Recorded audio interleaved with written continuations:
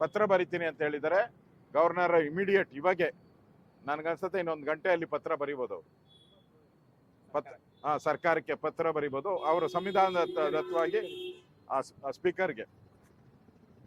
ಅವ್ರು ಕೊಟ್ಟಿಲ್ಲ ಅಂದ್ರೆ ಗವರ್ನರ್ನೇ ಕೊಡಬೇಕು, ಇದು ಸ್ಪಷ್ಟ ಇದೆ. ಅಲ್ಲೇ ತಗೊಂತೀರಿ ನಾವು. ಆಮೇಲೆ ಸ್ಪೀಕರ್ಗೆ ಗೌರವ ಏನು ಉಳಿಯುತ್ತೆ? ಅವ್ರು ಕೊಟ್ಟಿಲ್ಲ ಅಂದ್ರೆ ಸ್ಪೀಕರ್ ಅವರ ಗೌರವ ಏನು ಉಳಿಯುತ್ತೆ? ಪಾರ್ಶಾಲಿಟಿ ಅಂತ ಬರ್ತೈತೆ. ನಾವು ಸಭೆಯಲ್ಲಿ ಕೂಗ್ತಿರಲ್ಲ, ಒನ್ ಸೈಡ್ ಸ್ಪೀಕರ್ ಅಂತ ಹಂಗಾಗ್ತೈತೆ ಇದನ್ನು ಕತೆ. ಅದರಿಂದ ಸಿದ್ದರಾಮಯ್ಯನವರು ಈ ತರ ಹುಚ್ಚುಚ್ಚು ಹೇಳಿಕೆಗಳನ್ನ ಕೊಡುವಂಥದ್ದು ಒಳ್ಳೇದಲ್ಲ.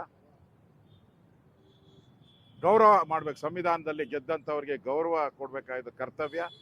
ಅದನ್ನ ವೈಲೇಷನ್ ಮಾಡ್ತಾ ಇದ್ದಾರೆ, ಇದು ಅಕ್ಷಮ್ಯ ಅಪರಾಧ ಅಂತ ಹೇಳ್ತಾ ಇದ್ದಾರೆ. ಚುನಾವಣೆ ಚಿತ್ರನಟ ವಿಜಯ್ ಒಂಥರ ಸಡನ್ ಆಗಿ ಬ್ಲಾಕ್ ಆರ್ಸ್ ತರ ಬಂದ್ಬಿಟ್ಟಿದ್ದಾರೆ, ಆದ್ರೆ ಮೆಜಾರಿಟಿ ಸಿಕ್ಕಿಲ್ಲ. ಈ ಕಾಂಗ್ರೆಸ್ ಏನಿದೆ ಇವರೆಲ್ಲ ಎಲ್ಲಿ ಊಟ ಸಿಗ್ತೈತೋ ಅಲ್ಲಿ ಓಡೋಗೋರು, ಯಾರ ಮನೆಯಲ್ಲಿ ಊಟ ಚಂದಾಗಿ ಸಿಗ್ತೈತೋ ಅಲ್ಲಿ ಓಡೋಗೋರು. ಅವರಿಗೆ ನೀತಿ ನಿಯತ್ತು ನ್ಯಾಯ ಧರ್ಮ ಏನೂ ಇಲ್ಲ ಅವ್ರಿಗೆ. ಇಷ್ಟು ದಿನ DMK-ನ ಆಡಿ ಹೊಗಳಿದ್ರು, ನಮ್ಮ ಡಿ ಎಂ ಕೆ ಅಂತೇಳಿ. ಈಗ ಅಲ್ಲಿನ ಕಾಂಗ್ರೆಸ್ ಪಾರ್ಟಿ, ಕಾಂಗ್ರೆಸ್ಸಿನ ತಮಿಳುನಾಡು ಘಟಕ ವಿಜಯನ್ಗೆ ಸಪೋರ್ಟ್ ಮಾಡಬೇಕು ಅಂತೇಳಿ ತೀರ್ಮಾನವನ್ನ ತೆಗೆದುಕೊಂಡಿದ್ದಾರೆ ಕಾಂಗ್ರೆಸ್ ಪಾರ್ಟಿಯವರು. ನಾಚಿಕೆ ಆಗ್ಬೇಕು ಇವ್ರಿಗೆ. INDA ಮೊದಲೇ ಇತ್ತಲ್ಲ, ಅದು ಇಂಡಿ ಒಕ್ಕೂಟ, ಅದು ಒಂಥರ ಕಳ್ಳರ ಒಕ್ಕೂಟ ಇದ್ದಂಗೆ. ಈ ಕಳ್ತನ ಗೊತ್ತಾಯ್ತಲ್ಲ, ಯಾರ್ಯಾರು ಎಗರ್ತಾರೆ ಅಂತ ಗೊತ್ತಾಯ್ತಲ್ಲ. ಅದರಿಂದ ಇಲ್ಲಿ ಕಾಂಗ್ರೆಸ್ ಅವ್ರನ್ನ ನಂಬೇಡಿ ಅಂತ ಬಹಳ ದಿನದಿಂದ ನರೇಂದ್ರ ಮೋದಿ ಅವರು ಹೇಳ್ತಾ ಇದ್ದಾರೆ. ಅದರಿಂದ ಈಗ ತಮಿಳುನಾಡಲ್ಲಿ ನಡೀತಾ ಇರೋ ರಾಜಕೀಯ ಬೆಳವಣಿಗೆಗಳನ್ನು ನೋಡಿದ್ರೆ ಕಾಂಗ್ರೆಸ್ ಪಾರ್ಟಿ ಇವತ್ತು DMK-ಗೆ ಕೈ ಕೊಡುವಂಥದ್ದು ಸ್ಪಷ್ಟವಾಗಿ.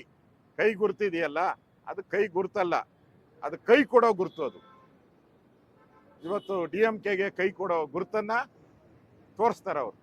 ಅದರಿಂದ ನಾಚಿಕೆ ಅವ್ರಿಗೆ.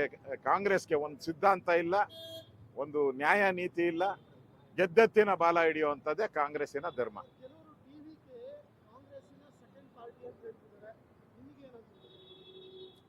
ಅವರು ಯಾವ ಪಾರ್ಟಿ ಇಂತೂ ನಮಗೂ ಗೊತ್ತಿಲ್ಲ, ಸೆಕೆಂಡೋ ಥರ್ಡೋ ಫೋರ್ತೋ. ಈಗ ಅನೌನ್ಸ್ ಮಾಡಿದಾರಲ್ಲ, ಚಿನ್ನ ಕೊಡ್ತೀನಿ, ಗ್ಯಾಸ್ ಕೊಡ್ತೀನಿ, ಸಂಬಳ ಕೊಡ್ತೀನಿ, ಸೀರೆ ಕೊಡ್ತೀನಿ, ವಾಲೆ ಕೊಡ್ತೀನಿ, ಜುಮ್ಕೆ ಕೊಡ್ತೀನಿ ಅಂತ ಎಲ್ಲ ಹೇಳಿದ್ದಾರೆ.